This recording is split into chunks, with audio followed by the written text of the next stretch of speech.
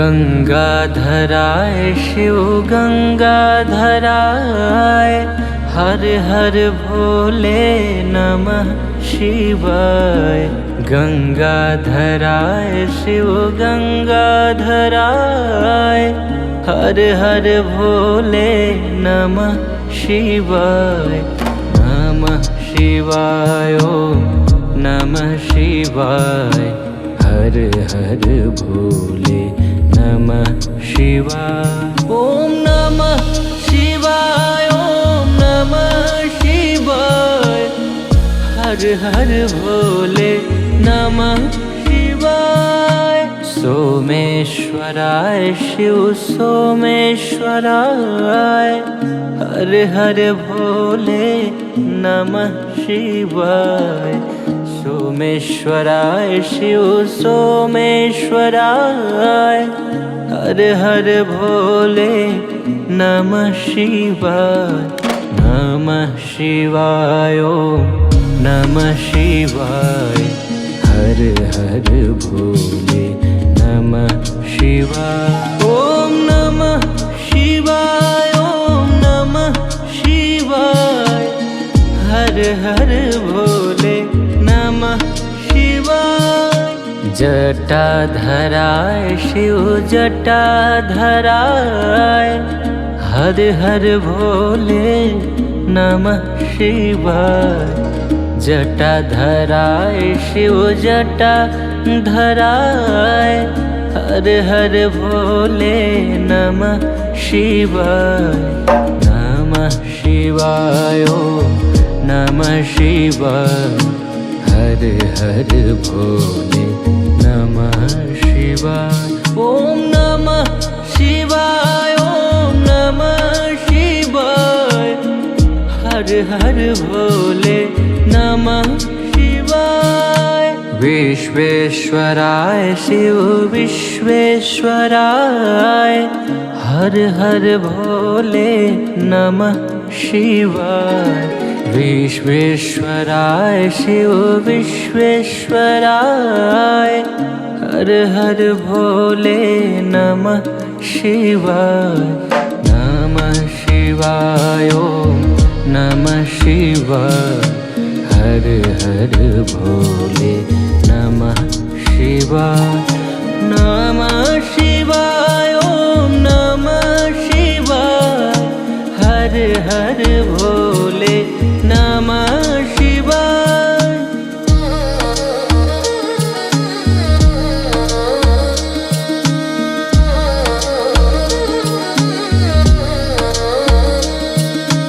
कोटेश्वराय शिव कोटेश्वराय हर हर भोले नमः शिवाय। कोटेश्वराय शिव कोटेश्वराय हर हर भोले नमः शिवाय। ओम नमः शिवाय ओम नमः शिवाय हर हर भोले नमः शिवाय। ओम नमः शिवाय ओम नमः शिवाय हर हर भोले नमः शिवाय। महाकालेश्वराय महाकालेश्वराय हर हर भोले नमः शिवाय। कालेश्वराय महाकालेश्वराय हर हर भोले नमः शिवाय। ओम नमः शिवाय ओम नमः शिवाय हर हर भोले नमः शिवाय। ओम नमः शिवाय ओम नमः शिवाय हर हर भोले नमः शिवाय। नमः शिवाय ओम नमः शिवाय हर हर भोले नमः शिवाय। नमः शिवाय ओम नमः शिवाय हर हर भोले नमः शिवाय। ओम नमः शिवाय ओम नमः शिवाय हर हर भोले नमः शिवाय। ओम नमः शिवाय, ओम नमः शिवाय। हर हर भोले नमः शिवाय।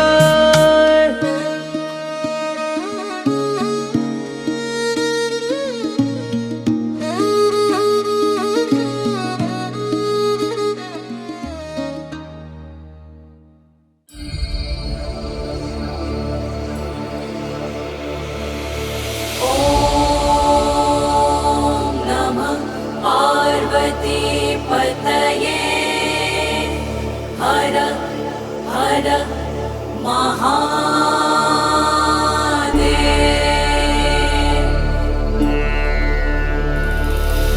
कालहरा कष्टहरा दुःखहरा दरिद्रहरा सर्वरोगहरा सर्वपापहरा। ॐ नमः शिवाय, ॐ नमः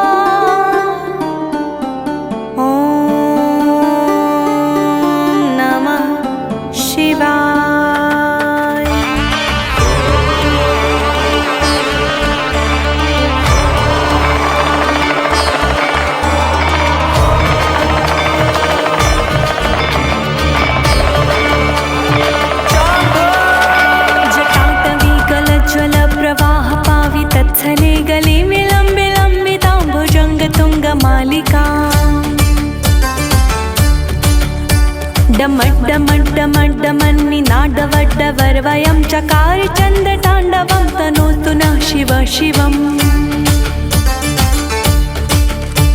जटाकटाः सम्भ्रम भ्रमन्निलिम्प निर्झरी विलोलवीच वल्लरी विराजमानमूर्धनि। धगत् धगत् धगत् ज्वलल्ललाटपट्ट पावके। धगत् धगत् धगत् ज्वलल्ललाटपट्ट पावके किशोर चन्द्रशेखरे रति प्रतिक्षणं मम। धराधरेन्द्र नन्दिनी विलास बन्धु बन्धुरा स्वर्गन्तिगन्त सन्तति प्रमोदमान मानसे। कृपा कटाक्ष धोरणे निरुद्ध दुर्धरापदी। कृपा कटाक्ष धोरणे निरुद्ध दुर्धरापदी क्वचित् दिगम्बरे मनो विनोद मेदुवस्तुनि। जटाभुजंग पिंगलत् सुरत्फणामणि प्रभा कदम्ब कुङ्कुमाद्रवप्ललिप्त दिग्धधूमुखे। मदान्ध सिन्धुरत् सुरत्वगुत्तरीय मेन्दुरे। मदान्ध सिन्धुरत् सुरत्वगुत्तरीय मेन्दुरे मनो विनोदवद्भुतं बिभर्तु भूतभर्तुरी। सहस्रलोचना प्रभर्त शेषलेख शेखर प्रसून धूल धोरणी विधूसरन्ध्रिपीठभू। भुजंग राजमालया निबद्ध जाट जूटकः। भुजंग राजमालया निबद्ध जाट जूटकः श्रिये चिराय जायतां चकोर बन्धुशेखरः। ललाट चत्वरज्वल धनञ्जय स्फुरिङ्ग भानिपीत पञ्चसायकं निमन्निलिम्पनायकम्। सुधामयोखलेखया विराजमान शेखरम्। सुधामयोखलेखया विराजमान शेखरं महाकपाले सम्पदे शिरोजयालमस्तु नः। कराल भाल पट्टिका धगत् धगत् धगत् ज्वलल् धनञ्जयाधरी कृत प्रचण्ड पञ्चसायके।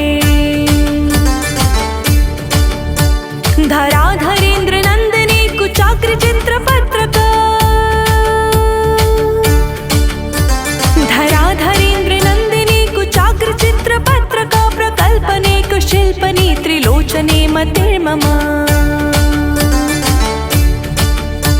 नवीन मेघमण्डली निरुद्ध दुर्धर स्फुरत् कुहू निशीथ नीतमः प्रबन्ध बन्धु कन्धरः। निलिम्प निर्झरीधरस्तु नोतु कृत्य सिन्धुरः। निलिम्प निर्झरीधरस्तु नोतु कृत्य सिन्धुरः कलानिधान बन्धुरा श्रियं जगद्धुरन्धरः। प्रफुल्ल नील पंकज प्रपंच काली मच्छटा विडम्बि कंठ कंधरा रुचि प्रबंध कंधरम्। स्मरच्छिदं पुरच्छिदं भवच्छिदं मखच्छिदम्। स्मरच्छिदं पुरच्छिदं भवच्छिदं मखच्छिदं गच्छच्छिदान्धकच्छिदं तमन्तकच्छिदं भजे। अगर्व सर्व मंगला कला कदम्ब मंजरी रसप्रवाह माधुरी विरजिम्भणा मधुव्रतम्। स्मरान्तकं पुरान्तकं भवान्तकं मखान्तकम्। स्मरान्तकं पुरान्तकं भवान्तकं मखान्तकं गजान्तकान्धकान्तकं तमन्तकान्तकं भजे। जयत्वद भ्रविभ्रमा भ्रमद्भुजङ्गमस्फुरध्वगध्वगति निर्गमत्कराल भाल हव्यवा। धिमित् धिमित् धिमिन्नमन् मृदङ्ग तुङ्ग मङ्गला। धिमित् धिमित् धिमिन्नमन् मृदङ्ग तुङ्ग मङ्गला ध्वनिक्रम प्रवर्तित प्रचण्ड ताण्डव शिवः दृशादृचित्रतल्पयो भुजङ्गमौक्तिकं स्रजो गरिष्ठरत्नलोष्ठयो स्विहीदृपेक्षपक्षयो तृणारविन्द्रचक्षुषो प्रजामहि महेन्द्रयो तृणारविन्द्रचक्षुषो प्रजामहि महेन्द्रयो समं प्रवर्तयन्मनः कदा सदा शिवं भजे कदा निलिम्प निर्झरि निकुञ्जकोटरे वसन् विमुक्त दुर्मति सदा शिरस्थमञ्जलि वहन् विमुक्त लोल लोचनो ललाम भाल लग्नकः विमुक्त लोल लोचनो ललाम भाल लग्नकः शिवेति मन्त्रमुच्चरन् कदा सुखी भवाम्यहम् निलिम्पनाथ नागरी कदम्ब मोल मल्लिका निगुम्फ निर्भरक्षणं धुषीडकामनोहरः तनोतु नो मनोमुदं विनोदिनी महानिशम् तनोतु नो मनोमुदं विनोदिनी महानिशं परिश्रया परं पदं तदङ्गजद्विषं च यः प्रचण्डवाड्वानला प्रभाशुभा प्रचारिणी महाष्टसिद्धिकामिनी जनावहूतजल्पना विमुक्तवामलोचनो विवाहकालिका ध्वनिः विमुक्तवामलोचनो विवाहकालिका ध्वनिः शिवेति मन्त्रभूषगो जगज्जयाय जायताम् इमं हि नित्यमेव मुक्तमोत्तमं स्वतं पठन् स्मरन् ब्रुवन् नरो विशुद्धमेति सन्ततम् हरे गुरो सुभक्तिमाशु यायनाय यथागतिम्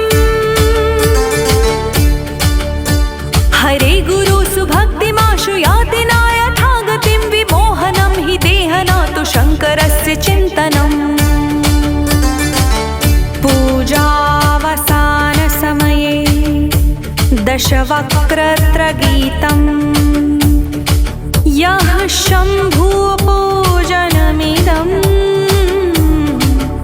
पठति प्रदोषे तस्य स्थिरामृत गजेन्द्रतुरङ्गयुक्तां लक्ष्मी सदैव सुमुखी प्रददाति शम्भुः इति शिवताण्डवस्तोत्रं सम्पूर्णम् इति श्री शिवताण्डवस्तोत्रं सम्पूर्णम्।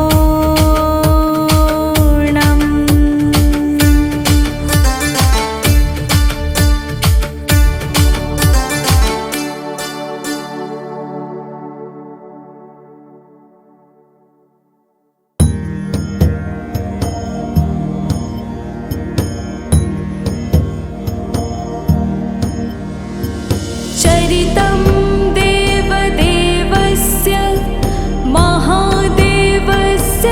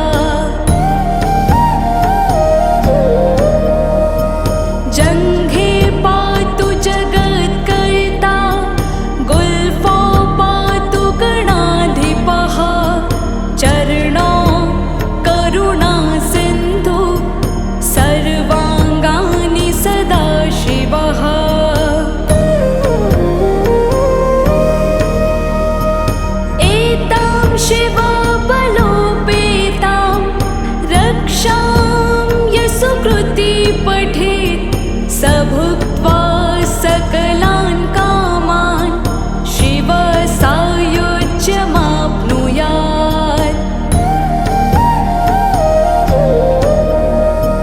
ग्रहभूतपिशाचाद्या त्रैलोक्ये विचरन्ति ये दुरादाशु पलायन्ते शिवनामाभिरक्षणात्।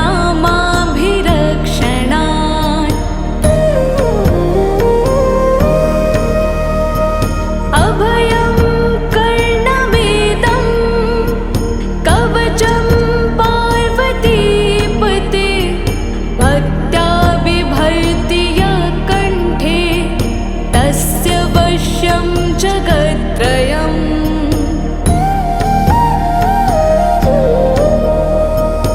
इमां नारायण स्वप्ने शिवरक्षां यथा दिशत् प्रातरुत्थाय योगीन्द्रो याज्ञवल्क्यस्तथा लिखत्।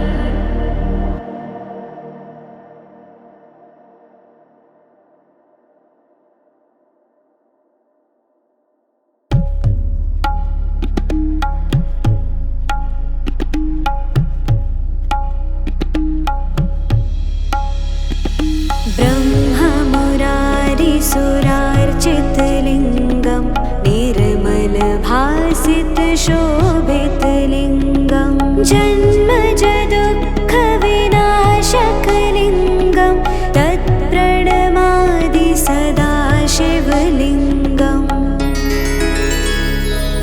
देवमुनिप्रवरार्चितलिङ्गं कामदहं करुणाकरलिङ्गं रावणदर्पविनाशनलिङ्गं तत्प्रणमादि सदा शिवलिङ्गम्। सर्वसुगन्धिसुलेपितलिङ्गं बुद्धिविवर्धनकारणलिङ्गं सिद्धसुरासुरवन्दितलिङ्गं तत्प्रणमादि सदा शिवलिङ्गम्। कनकमहामणिभूषितलिङ्गं फणिपतिवेष्टितशोभितलिङ्गं दक्षसुयज्ञविनाशनलिङ्गं तत्प्रणमादि सदा शिवलिङ्गम्। कुङ्कुमचन्दनलेपितलिङ्गं पङ्कजहारसुशोभितलिङ्गं सञ्चितपापविनाशनलिङ्गं तत्प्रणमादि सदा शिवलिङ्गम्। देवगणार्चितसेवितलिङ्गं भावैर्भक्तिभिरेव च लिङ्गं दिनकरकोटिप्रभाकरलिङ्गं तत्प्रणमामि सदा शिवलिङ्गम्। अष्टदलोपरिवेष्टितलिङ्गं सर्वसमुद्रवकारणलिङ्गं अष्टदरिद्रविनाशितलिङ्गं तत्प्रणमादि सदा शिवलिङ्गम्। सुरगुरुसुरवरपूजितलिङ्गं सुरवनपुष्पसदार्चितलिङ्गं परात्परं परमात्मकलिङ्गं तत्प्रणमामि सदा शिवलिङ्गम्। लिङ्गाष्टकमिदं पुण्यं यः पठेत् शिवसन्निधौ शिवलोकमवाप्नोति शिवेन सह मोदते।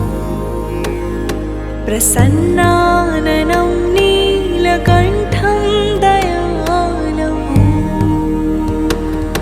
मृगाधीशचर्माम्बरं मुण्डमालम् प्रियं शङ्करं सर्वनाथं भजामि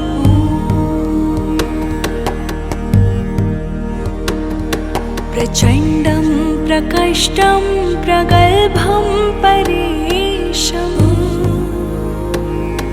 अखण्डम् अजं भानुकोटिप्रकाशम् त्र्यशूलनिर्मूलनं शूलपाणिम् भजेऽहं भवानीपतिं भाव्यगम्यम्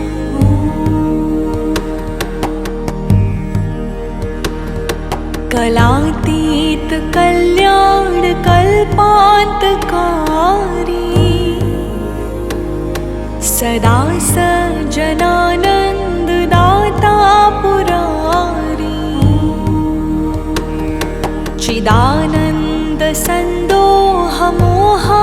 चिदानन्दसन्दोहमोहापहारी प्रसीद प्रसीद प्रभो मन्मथारी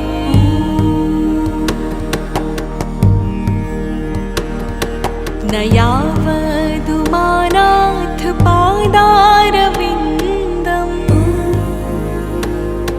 भजन्ति ह लोके परिवानराळम्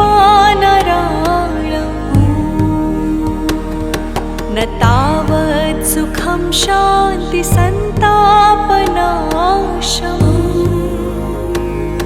प्रसीद प्रभो सर्वभूताधिवासम्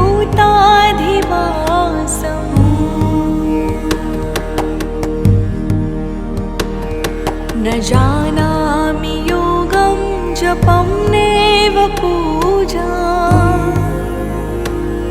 न तोऽहं सदा सर्वदा शम्भुतोऽभ्यम् जराजन्म दुःखोधताताप्यमानम्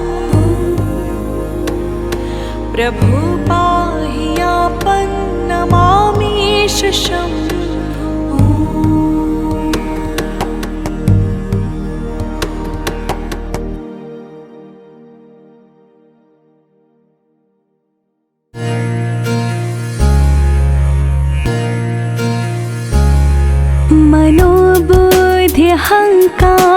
मनोबुद्ध्यहङ्कारचित्तानि नाहं न चाक्षोत्रजिह्वे न चाघ्राणनेत्रे न चाव्योमभूर्मिन्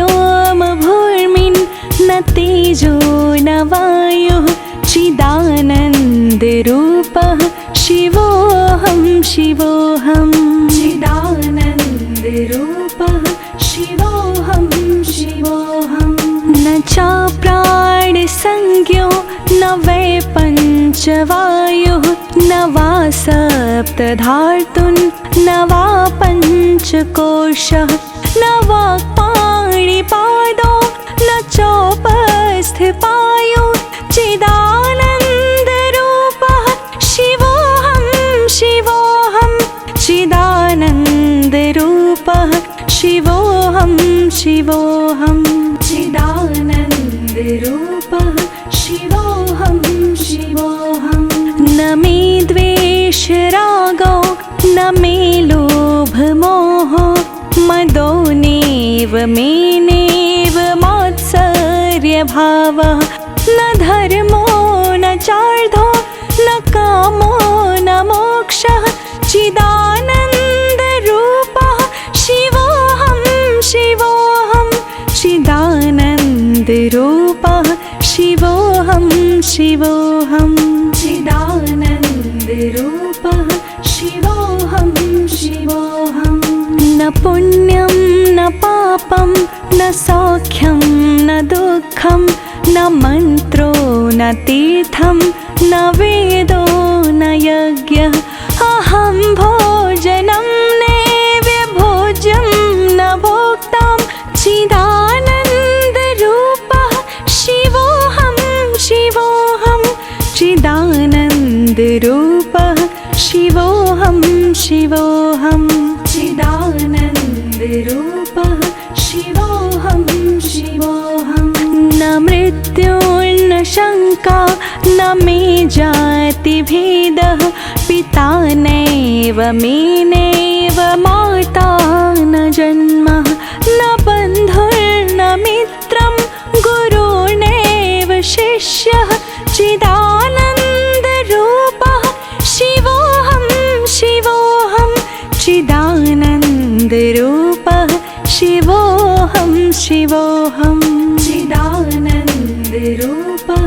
शिवोऽहं शिवोऽहम् अहं निर्विकल्पो निराकाररूपो विभुत्वाच्च सर्वत्र सर्वेन्द्रियाणां न चासङ्गतं नैव मुक्तिर्न मेयः न वा बन्धनं नैव मुक्तिर्न बन्धः चिदानन्दरूपः शिवोऽहं शिवोऽहं चिदानन्दरूपः शिवोऽहं शिवोऽहं चिदानन्दरूपः शिवोऽहं शिवोऽहं चिदानन्दरूपः